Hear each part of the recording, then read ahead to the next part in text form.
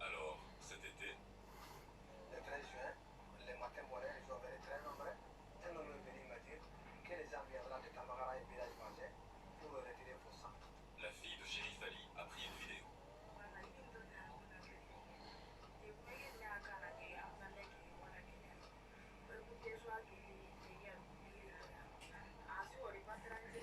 y a des uns qui portent ça, il y a des uns qui portent le coco et les haches.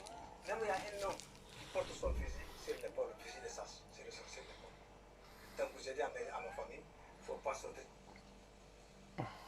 Les nobles ont interdit à Shérif Ali de planter ses cultures et d'officier en tant qu'imam du village.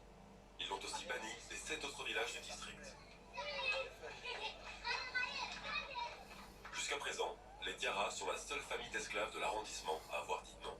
Il y a beaucoup qui disent non, dans l'obscurité, qui ne veulent pas sortir leur tête. Mais on sait qu'ils sont avec nous.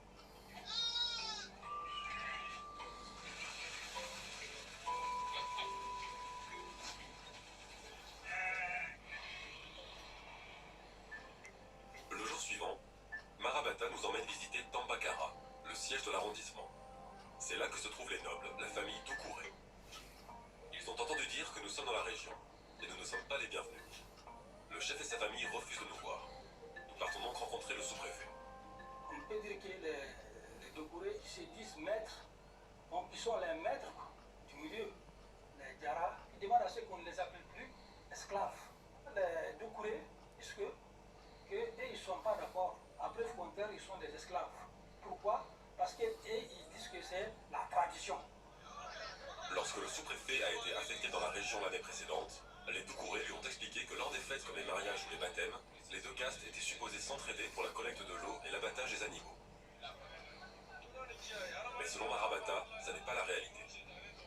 Le homme n'a jamais négocié. Jamais.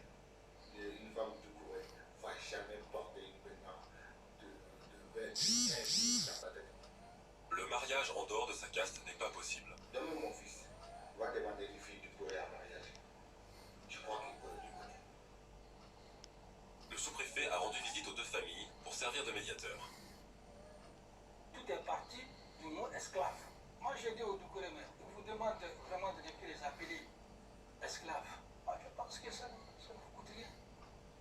Ça ne vous coûte rien de laisser tomber sur vous là.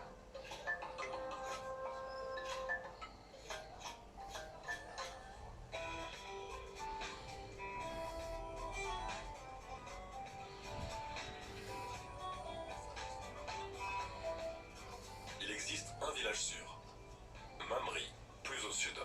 Nous avons vu hier des gens qui venaient de village, ils étaient 65 personnes qui avaient fui un seul village. Il y a combien de gens déplacés ici? Il y a 1228 qui sont déplacés. Plus d'1 millier d'arrivées dans un village de seulement 1700 personnes. Les réfugiés vivent d'un côté du village dans des cases créées récemment. Une ONG canadienne a construit un deuxième château d'eau pour le village, mais la plupart de l'aide vient des villageois eux-mêmes. Les cages là, ils sont venus, donc le chef du village a donné des personnes pour venir aider de construire des cages. C'est un village malinké. Les malinké sont aussi répartis en castes. Mais le chef nous indique que son village a abandonné la division maître-esclave lorsque le Mali est devenu indépendant. Dans ce village, on ne parle ni d'esclaves, ni de nobles. On est tous pareils depuis 60 ans. Si une personne vient se réfugier chez toi, tu ne dois pas la refuser. La plupart des personnes qui ont trouvé refuge ici ont perdu tout espoir de rentrer chez eux. Comme eux, Kariba est parti parce qu'il refusait d'être appelé esclave. Depuis 10 mois, je n'ai pas vu ma femme avec mes enfants. En tant qu'activiste de Gambana, il était aussi une cible. Si je rentre pour avoir, donc il va me farder, donc il va faire les violents à moi. Donc à cause de ça, j'ai peur de rentrer là-bas. Il voudrait aller chercher sa femme et ses 4 enfants pour vivre avec eux. Mais il n'a pas les moyens de payer les 40 € du voyage en taxi. Kariba nous emmène rendre visite au Fofana.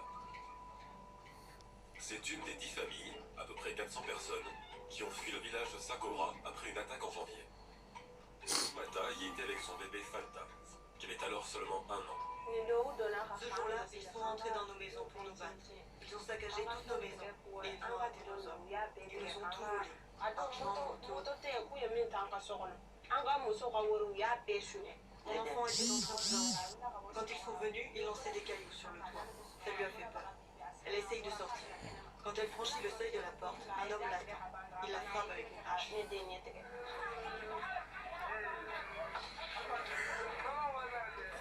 Fanta a été soignée à l'hôpital à Bamako et les médecins ont pu sauver son œil. Comment une personne peut faire cela à un enfant? Quoi les Tolomia que tu vas me confirmer? Fanta est une des 6 personnes blessées dans l'attaque. Personne n'a été arrêté et Fatoumata dit qu'elle ne rentrera jamais. Comme Kariba, elle et sa famille vont rester à Mamri. Plus tard, nous posons la même question à Marabata. Qu'est-ce qui peut amener quelqu'un à frapper un bébé de 1 an avec une hache? C'est la haine totale. Pour eux, un enfant esclave n'est rien. C'est comme un animal. Selon la constitution du Mali, tous les Maliens naissent libres et égaux. Mais il n'existe aucune loi spécifique pour criminaliser l'esclavage par ascendance. C'est Tabakara. Ils disent qu'il n'y a pas d'esclavage. Il n'y a pas de pratique. Mais il y a le nom. Et qu'est-ce qu'on peut faire pour changer cette mentalité? L'État fait sortir un décret. Un décret qui interdise l'appellation l'esclavage. Or, il n'y a pas que le nom. Si l'esclavage est juste un mot, on n'allait pas voir les blessés, on n'allait pas voir les gens ligotés, on n'allait pas voir les gens fuir leur village. Les groupes anti-esclavagistes ont proposé en 2016 qu'une loi soit votée. Mais 3 ans plus tard, rien n'a été annoncé.